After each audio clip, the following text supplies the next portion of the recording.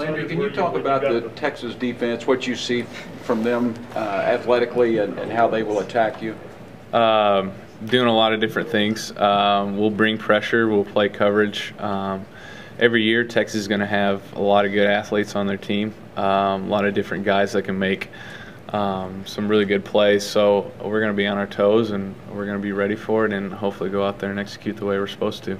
You mentioned Coach Heupel did a good job putting the scheme together and things like that. How excited were you when you got the playbook or whatever last week, the game plan for some of the misdirection and bootlegs and yeah, stuff really like that? excited. I felt like that was a great game plan for us, and I like the way we used Trey. Like I was saying, I like the way we were switching up formations and using different things along those lines, and yeah, just really excited about it. And I think Coach Heupel and the coaches did a great job of putting together a great game plan for us. He's noted, nationwide for his ability to coach a quarterback. But in terms of play calling and scheming and whatever, I guess he's had his critics. Was this a step, this Texas Tech game, was this a step in his kind of growth process as an offensive coordinator?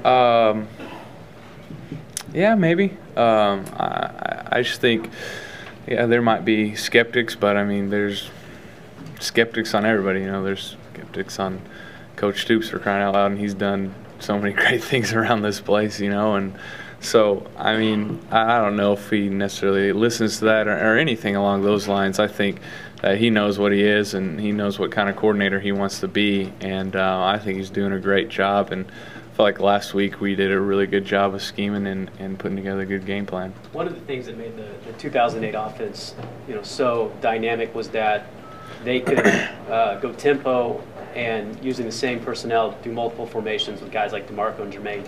When you're talking about Trey, kind of going back from tight end to the backfield, is that what you're referring to in terms of how you used him? Yeah, I mean, he's capable of doing a lot of different things, so it's nice to have a guy like that. You put Trey in the backfield and then you line him up at tight end. There's just different things that you can do using him with all of our different schemes that we want to do. This season started, did you ever think that Damian Williams would be a possible receiver for you? And how big was that on Saturday, his versatility? I mean, we started noticing that he had good hands in the offseason, and, sometimes with all of our explosive wide receivers and all the things we do with our tight ends and things along those lines, people kind of forget about our tailback, so I think in a couple games since I've been here, DeMarco was a leading receiver as well, so it's not too surprising to me that Damian played the way he did. I knew that he was kind of capable of doing those things, but it's nice to have a back come out of the backfield and do some really good job in the pass game. It seemed like a couple of times you went through your whole reads and he was just wide open. Is that what it felt like to you? And did you feel like your reads were going better? Yeah, I mean, defense was really sinking with some of our vertical shots and some of the things that we do with Kenny and Sterling and Justin and Trey, just using them down the field, and then he was just kind of in the flat for me, so I tried to dump it down to him. With all the scrutiny you faced after the Kansas State game, how satisfying was it to go on the road and play that way? Oh, it's great. You just have to realize what kind of player you are. It always feels good to play great. There's not much like it, and especially after the way I played at Kansas State, just to come back with a game like I had. I know when defenses prepare and look at you, they look for tendencies, and I'm sure everybody's had a book on you. You feel like maybe with this last game you've started breaking some of those tendencies a little bit? Maybe a little bit. I felt like I moved around the pocket pretty good this last game. Made some plays down the field that I needed to start making, and yeah, maybe broke a little bit of tendencies last week. You were very upfront with your disappointment in yourself, and I mean, you were likely your harshest critic coming out of the Kansas State game. Did you doubt yourself? Did you have to overcome yourself in that 2 weeks?